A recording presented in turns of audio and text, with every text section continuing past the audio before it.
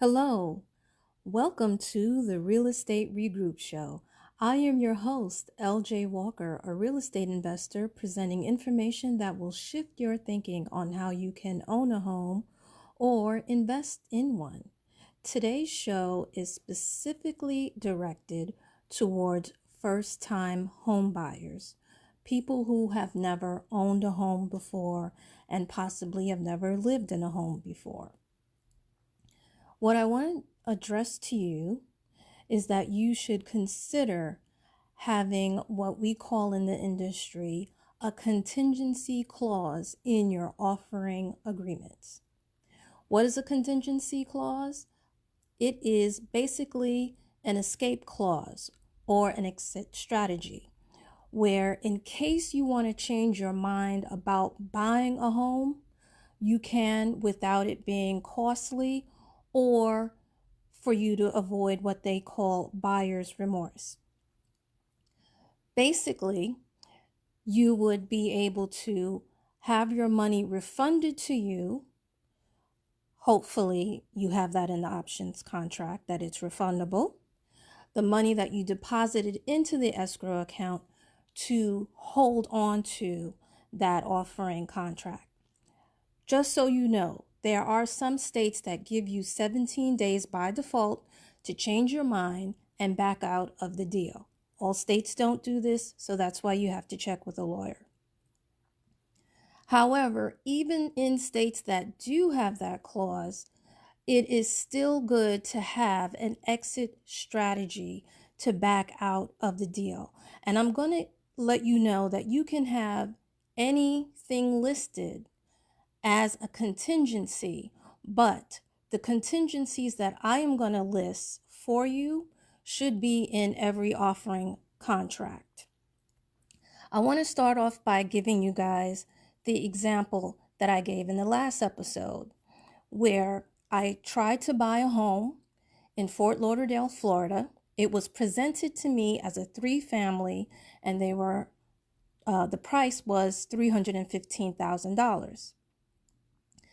However, the seller never got proper permits or certificates of occupancy for each unit.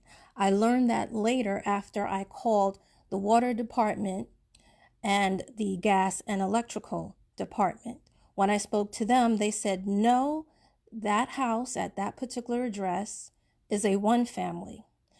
They went and they removed the pipes from that property that I was about to buy before closing.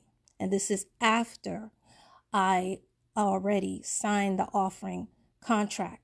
What saved me was, number one, I had a lawyer, and he said to me that because the house was as is, I had the right at that point to go back to the seller and say, listen, you either give me my money back or we need to renegotiate the deal.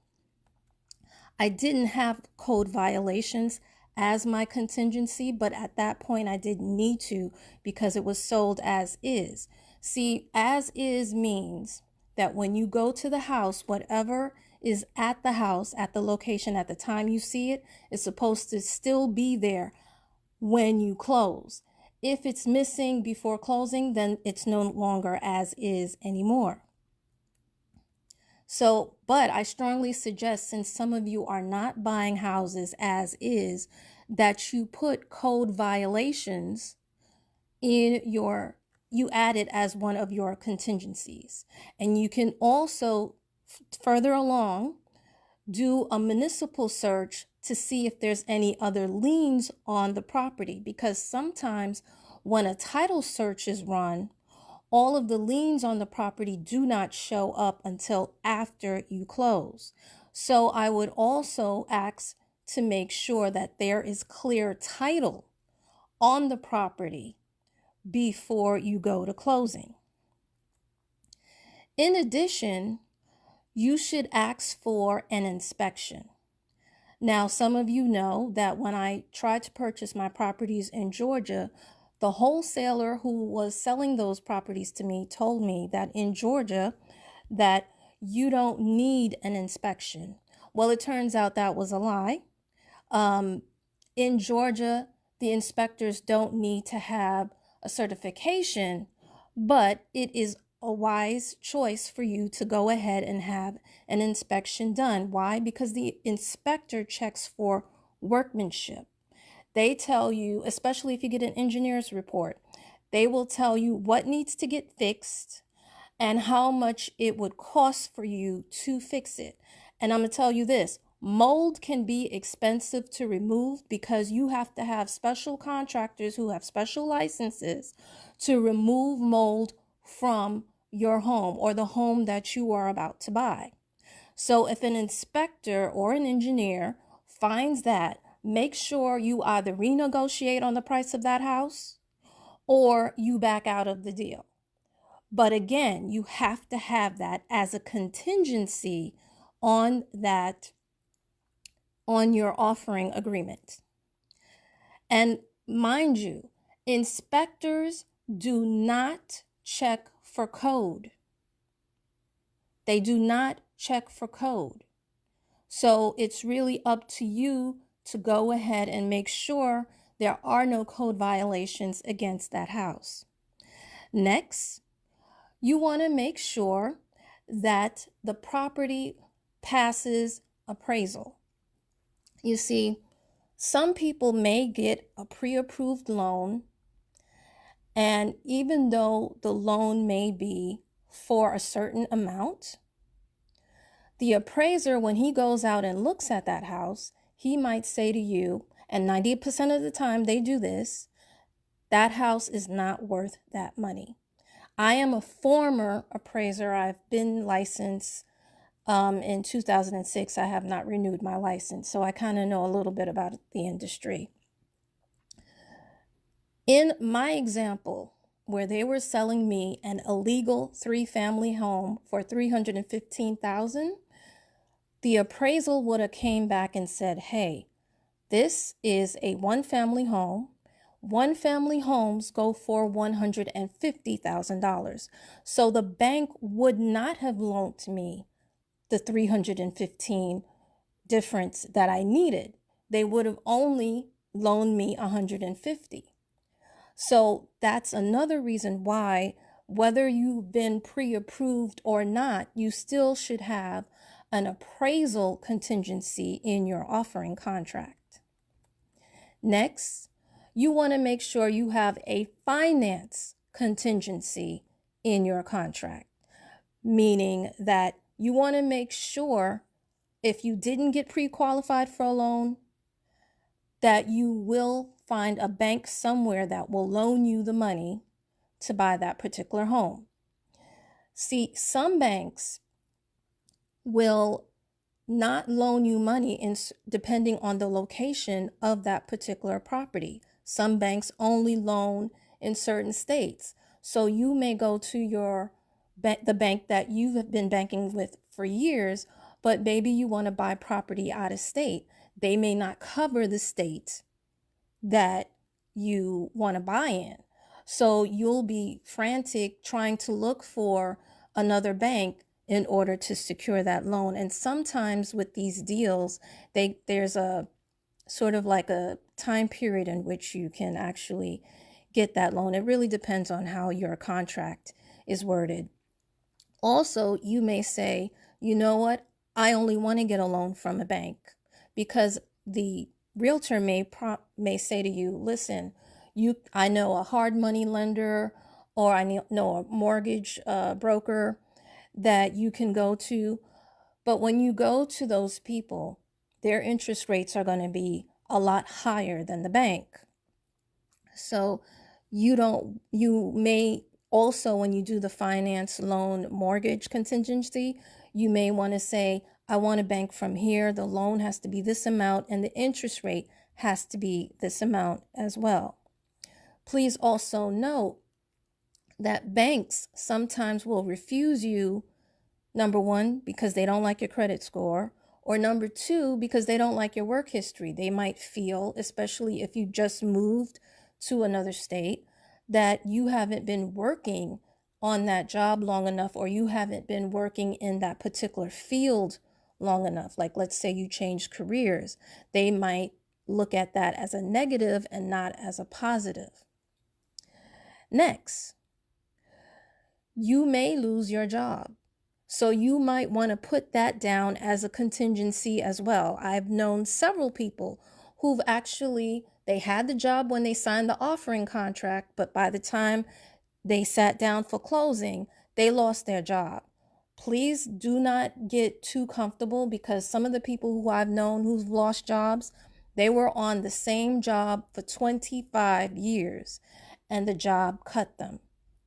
A lot of times, well, the ones that the people that I have in mind that I'm thinking about, it was back in like 2008, and many jobs, as you know, they were cutting people. And I went to the Susie Orman conference recently, and she believes that there's another recession coming up next year. Me, I kind of believe that it's going to be in 2021. So let's not act like these jobs are loyal, because they're not. Sometimes also jobs will cut your salary. Now, I had a friend, one of my friends actually, she lost her job right before closing, and she wanted to back out of the deal. The realtor sued her. I never heard of this before. It was the first time. It was in the state of Virginia. But yes, he did sue her. I don't believe he won, but these are the things that can happen when you don't have that in the contingency. Next, let's say you already own a home. You're not a first-time home buyer by any means, and you are interested in buying another home. You can say that you want this contract contingent upon you selling your current home. That's another thing that you want to look into. Next, getting back to title, as mentioned before. Sometimes when title is run, it's not clear, because they may find that someone else still owns that particular property that did not approve of the sale. So again, you want to get clear title. And some of you use quitclaim deeds. Quitclaim deeds does not allow you to have legal recourse against the seller if anything negative comes up in title. Another thing that has happened recently, it's not common, but it could happen, is natural disaster. There have been people who have placed offers on homes. Before closing, the home burns down, or the whole city floods, or there's a hurricane. You can have that as a contingency in your contract to protect yourself. And lastly, another good contingency to have that I encourage people to get is partner approval. You may not see this everywhere, and it may not be recommended all over the web, but the reason why I say get partner approval is because sometimes when you're going to look at a home, you get so excited that you're about to purchase a property that you may overlook certain negative things about the property. I'll give you an example. The first time I was looking for a home, I found a home that I loved. It was near transportation also. It's a lot further from my job, but I loved the neighborhood. I loved the layout of the home. I loved everything.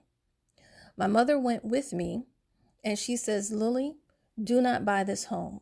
There is no parking. And the realtor, of course, they want to make their money. They were like, Lily, you can park on the street. You don't even have a car. Why buy the home? But you know what? That was the best advice that I could get from my mom, because now the home that I live in, I like it better than the home that I was interested in buying. Number one. Number two, it has a parking space. I didn't have a car in the beginning, but I rented out that parking space, made a little extra money, took that money, and I was able to eventually buy my own car. So I am now using that parking space. I don't drive it that much. I'm not sure if I'm going to even buy another car later on down the line, but I just like having that for myself. And it's just good to have an extra pair of eyes to help you out. Someone who doesn't have that feeling, the same sort of feelings that you do, that has a more objective eye, that can caution you. And if your partner doesn't approve, and your partner can be your mother, it can be your husband, it can be your wife, your sister, your brother, your cousin, your business partner, if they say no, then it's a no, and you get your money back. Now, if you guys, if you need an attorney to assist you with the offering contract, just reach out to the station, and either Wanda or myself can refer you to one, because you may not realize this, but some of these realtors, they really only care about your money. Many of them don't like it when you ask for a contingency. Ask for it anyway, so that you can save your money and also save yourself from any future headaches that may come along the line. Well, folks, that's all I have for you tonight. Hopefully, the information will inspire you to reboot your mind, reset your focus, and make smart financial moves. Feel free to pass it along. Remember, each one, reach one, teach one. Bye for now. Until next time, have a good night.